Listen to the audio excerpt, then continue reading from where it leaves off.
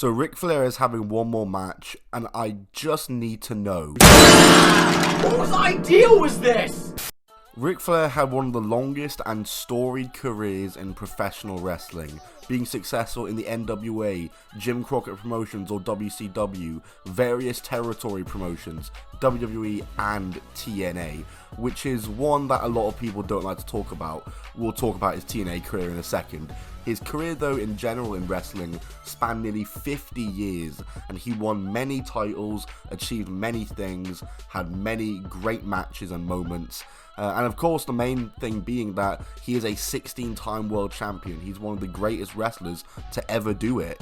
And despite the fact that this man has retired twice already and had 2 final matches already, with the first retirement coming in his late 50s and his second retirement in his early 60s, Ric Flair, as the title states, is indeed having one more match at the big age of 73. This is Ric Flair's 3rd final match, a sentence that doesn't really make much sense, and I'm at the point now where I think it's very possible he could just have a 4th.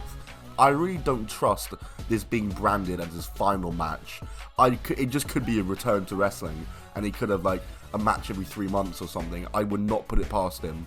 His first retirement match, of course, came against the Heartbreak Kid, Mr. WrestleMania, Shawn Michaels at WrestleMania 24 in an incredible match, a 5-star match, just the perfect way for him to go out. The entire story going into the match was that Michaels was trying to retire Flair, a simple storyline, and it was truly the perfect way to go out after a long storied career. He got the 2nd longest match on the show, he got to go out losing to a great opponent and another all-timer wrestler like Shawn Michaels, and even got the Hall of Fame induction the night before the match took place, becoming the first active WWE wrestler to get a Hall of Fame induction.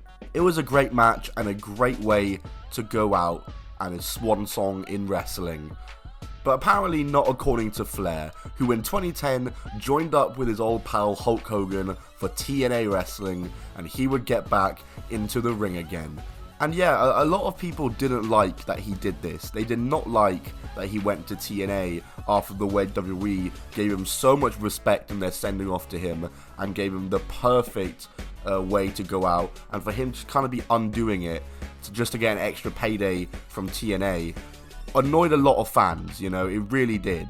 And the reason I'm talking about this is because I hold the unpopular opinion that I actually loved Ric Flair's TNA run. His matches with Jay Lethal, that Last Man Standing match with Mick Foley, the Lethal Lockdown match he was in. Flair's TNA run I thought was actually pretty good and a lot of fun. I had a really good time watching a lot of his matches, and I've done videos on them before. And yeah, it was in TNA that he would have his 2nd final match, this time against Sting in 2011.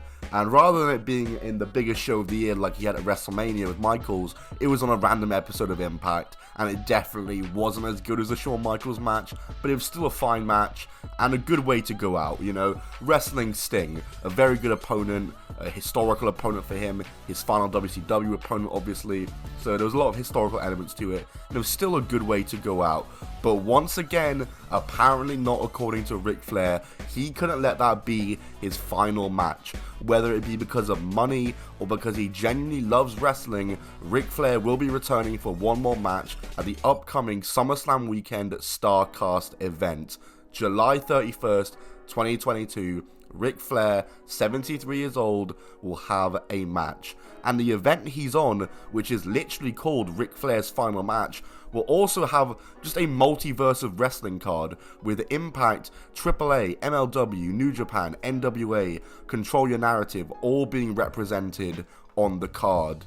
So let's have a look at the card. Looking at the card, the opening match, we have a 4-way, a AAA match between Rey Fenix, Black Taurus, Laredo Kid, and Bandido. Then for the Impact World title match, you have Josh Alexander, the Impact World Champion, against MLW's Jacob Fatu. This should be a really good match, that, between these two guys. We have a 3-way for the Impact Knockouts Championship. Jordan Grace is defending against Rachel Ellering, her ex-tag partner, and Deonna Purrazzo, who's one of the best women's wrestlers in the world, obviously. We got some Control Your Narrative representation. Killer Cross taking on Harry Smith. That's some NWA representation there. And of course, there's MLW stuff there too. We have Clark Connors versus Red Narita, two guys from New Japan. And then we have the Von Erichs of Marshall and Ross against the Briscoes of Jay and Mark. As well as this, we'll have a 3-part documentary about the lead up to the match and everything surrounded it coming out, with the first episode actually coming out today when I'm posting this video. But you might have noticed that when I was reading out that card there, that I didn't read out any match for Ric Flair. And that's because, as of right now, less than 3 weeks from the event, Ric Flair's opponent has not been revealed, nor has anything really about his match been revealed, whether it's a singles, a tag, the stipulation, anything. So we still don't know what's going on with his match. But I think there's a lot of possibilities, and I'm going to make some predictions for who I think could be involved with it. Now, for me, I think one guy who could very easily be involved is Jay Lethal.